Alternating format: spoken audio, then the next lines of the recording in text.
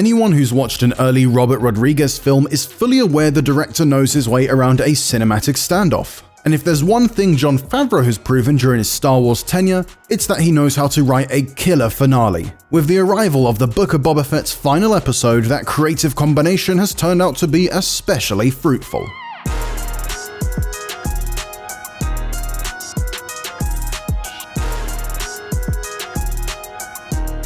First off, the humor in the finale provides exactly the right sort of tension breaking required for such a high-octane episode. From Tamora Morrison's dry delivery as he tells Cad Bane, "I thought I smelled something," to Amy Sedaris' local gal Peli Motto throwing a hammer at a droid and screaming, "Go faster, you bucket of bolts," while trying to escape battle droids. This is a notably funny slice of Star Wars. Even the usually firm Fennec Shand offers a wry grin when the mods thank her for sharpshooting their way out of certain death. This episode serves up as many giggles as it did gasps. The stakes have never been higher for Boba Fett, and this almost exclusively battle-ridden episode manages to deliver some riveting life-or-death moments that really do have you worrying just who might survive until the end. Sound plotting plummets our heroes' odds as an expected double-cross from the local leaders, who had promised to remain neutral, cause a somewhat panicked viewing of the near-overwhelming attack on the mods, Black Chrysanthemum, and the Gamorrean guards. The latter's brutal murders by Canyon Drop is certainly a harrowing image, but a necessary one in terms of the violent brutality of these lawless times. Casualties cannot just be one-sided, as we learn the hard way with our dearly departed Tusken friends. But as the Gamorreans were given the least screen time out of Boba's crew, or narrative investment, it makes sense that they had to go. Thank you for your service.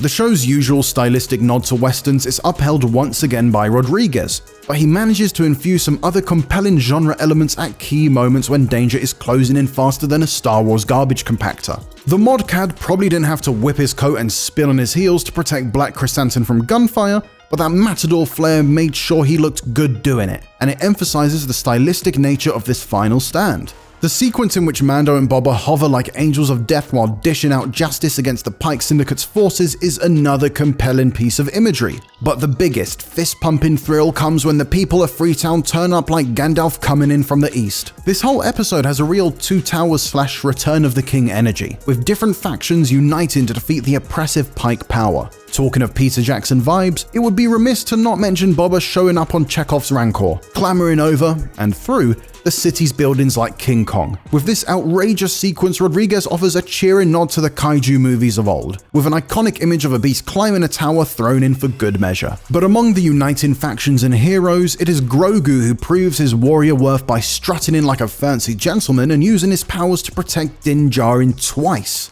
Star Wars history has frequently shown the devastating ramifications of when a Jedi is required to suppress their feelings in order to wield further power over the Force.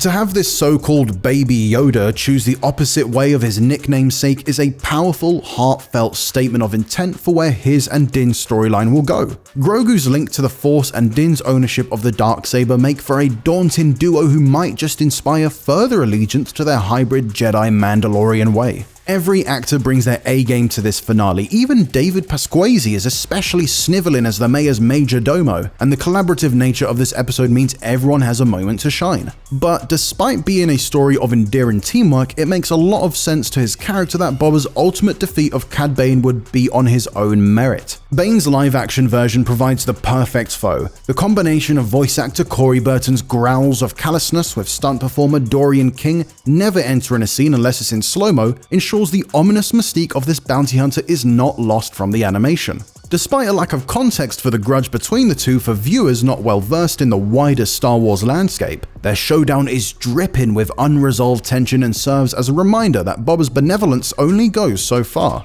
And Boba killing Cad with his gaffy stick only adds to the poetic justice of the duel.